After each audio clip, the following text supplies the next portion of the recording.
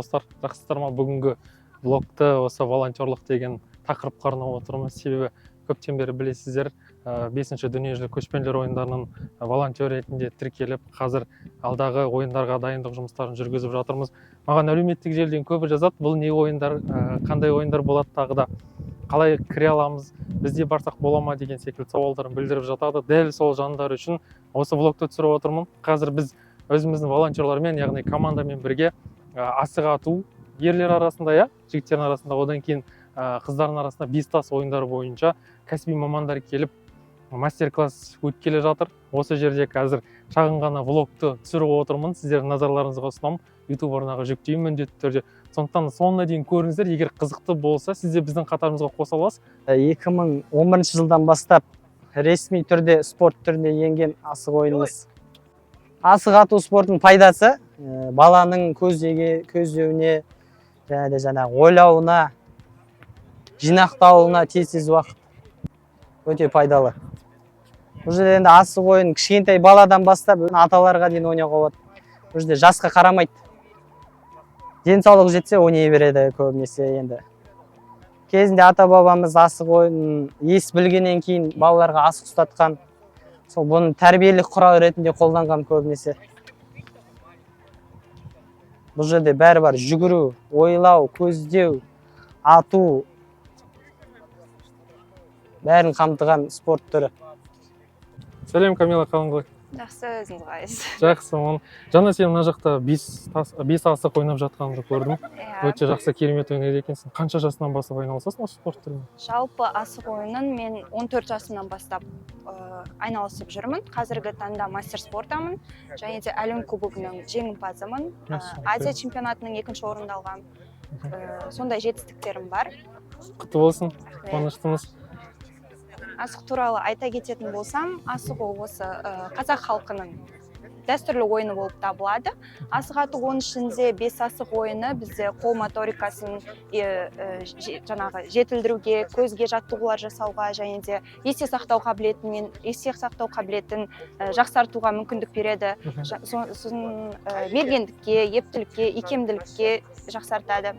Мысалы айта кететін болсақ, халықаралық деңгейдің өзінде Қырғызстан, Өзбекстан, Турция сияқты елдердің өзінде осы 5 асық ойынын ойнайды. Және де біз онымен мақтанамыз. Олармен Румынияға барған кезде, мысалы Турцияның, Қырғызстанның өздерінің ойындары арқылы, Монғолияның сонымен қоса ойындар арқылы біз өзімізден опыт алмасамыз. Яғни олар өздерінің ойындарын көрсетеді, біз өздеріміздің ойынымызды көрсетеміз. Сол жағы жақсы негізінен. Бірінші рет ойнап жатырсыздар ма? Қалай екен? 5 асық. Ойнап жатыр ма? Сіздерге ше?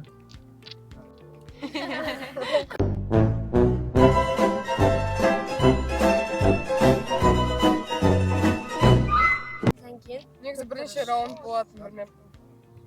Бұндай болатынын? Бірнеше раунд болатын. Бірнеше раунд? Әртүрлі екен.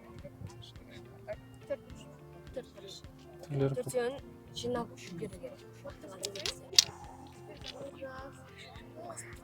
Бізде Мумина ханым осы дүниежүзілік көшпенділер ойындарында координатор, өзінің волонтерлармен бірге. Енді Мумина ханым, бір сұрақ: не үшін волонтер боламын деп шешім қабылдадыңыз сіз? Менің волонтер болу таңдауым алдымен өзімнің отаным, елім, Қазақстаныма азғантай еңбегім болса да сіңіру, және қазақтың ұлттық ойындарын халықаралық аренада дәріптеу, таныстыру, көрсету, және де Қазақстан жастарын өз елінің патриоты болуына шақырамын. Қазіргі таңда барлық көшпенділер ойындарына тіркелген еріктілерді жазғы уақытта бір демалыс уақытын тиімді өткізу және де ұлттық спорттан хабары болу үшін қазіргі таңда дүниежүзілік көшпенділер ойындарына енген асық атудан осы волонтерлар арасында сайыс өткізіп жатырмыз. Сайыс дегенде бір волонтерлар осы асық ату түрін жетік меңгеру үшін мастер-класстар, одан кейін өзара кішігірім сайыстар өткізетін боламыз. Қазіргі таңда қыздар 5 асықтан және ұлдар асық атудан, арнайы шеңберде асық атудан сайысып жатыр. үйреніп жатыр десек болады. Волонтерлардың жалпы несі қандай? Айтады ғой. Мотивациясы бар ма ертеңгі ойындарда? Мотивациясы өте жоғары, себебі қазіргі жастар алдағы кез келген іс-шараға дайын. Себебі біз іріктеу кезінде олардың белсенділігіне, олардың осы көшпенділерге, ұлттық спортқа деген қызығушылығына қарай таңдадық. Және де барлық бізде іріктеуден өткен жастар, студенттер, олар шет тілдерін жетік меңгерген. Осы шет тілдерін білу арқылы шетелдіктерге өзіміздің ұлттық мәдениетті, қонақжайлықты көрсетеді деген сенімдеміз. Біз көшпенділер ойындарына дайынбыз. Асық ату ойыны ертең көшпенділерге дайындық. Дайындық өте жоғары деңгейде өтуде. Қазіргі таңда орда ойынына қатысамыз біз, қырғыздың. Ал осы 5 асық біздің қазақтардың ойнайтын ойыны. Ал қырғыз ол орданың бар, қырғыздардың ойыны ол. Кеше Қырғызстан мемлекетінен келдік, дайындық өте жоғары деңгейде. Осы мен өзім асық ату спортына негіз дайындаламын. Ойыншымын, Қазақстан чемпионы, кубоктың 2 дүркін жеңімпазымын. Біз енді асықтан жолымыз болмады, но ордаға қатысатын болдық, қырғыздардың ойындарына. Асықтан да жоғары деңгейде дайындық болып жатыр. Қазіргі таңда ең соңғы дайындықтарымыз ол Көкшетау қаласында болады, Щучинскіде. Сол жерде дайындаламыз. Соңғы сборымыз сол жерде болады. Дайындық өте жақсы. Дайынбыз былай айтқанда. Сәттілік, жеңіс тілейміз. Рахмет. Достар, біздің түсірген шағын ғана влогымыз сіздерге ұнады деген ойдамыз. Соңына дейін көргеніңіз үшін шынымен де рахмет көп сіздерге.